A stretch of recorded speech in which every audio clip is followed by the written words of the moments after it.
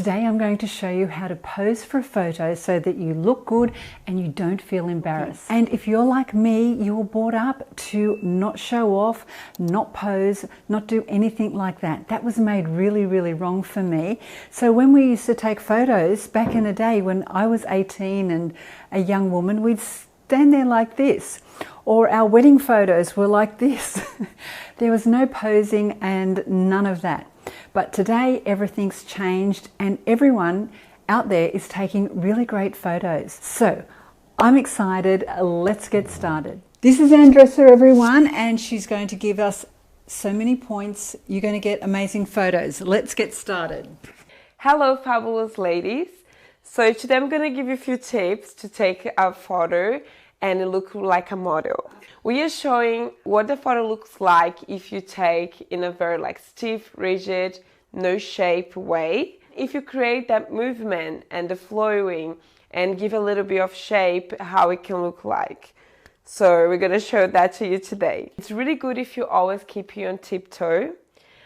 Because that create a little bit of shape in your body, like bringing you forward, and automatically it fixes your posture as well. So while you're taking a photo, it's really important that you are always moving. So you create that movement, that flow in the photos, and then you have fun. So you want to show that you are really comfortable in what you're wearing and you are always moving. So what I say to Shell is to keep posing.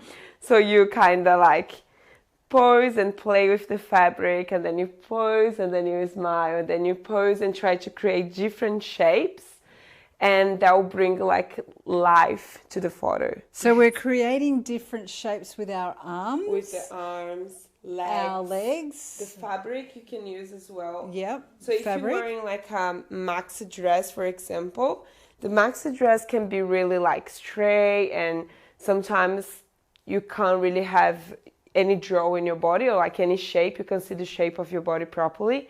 So if you maybe go on your tiptoe and then you bring your leg forward and then you put your hand on the side, and then you kind of you're creating the shape of hourglass a little bit more.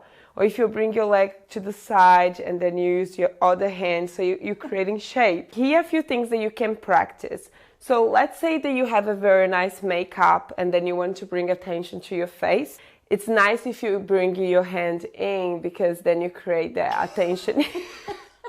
So you just bring it in the hand, and then you have to try to keep your lips really soft. Then you can just say the letter P. So you just go P, but like in French. Now you can start noticing when you see photos, they always have this P face. You can practice in the mirror, it's something that I used to do. Yes. Yep. So then you can see how it looks like. So another tip that you can use as well, if you are taking a group photo, is always try to stay in the middle. Everybody fights for the middle, by the way. I didn't know. I didn't know it was a thing. But they fight for the middle. And they fight for the middle. So if you already know that, that's great. So if you at the end, try to always bring your arm out. So you avoid your arm to look fat. Even if it's not fat, because you at the end and you bring it close to your body, it can look bigger at the camera. Yeah, so try to always bring it out and then a little bit far from your body. So you always keep like a model. This?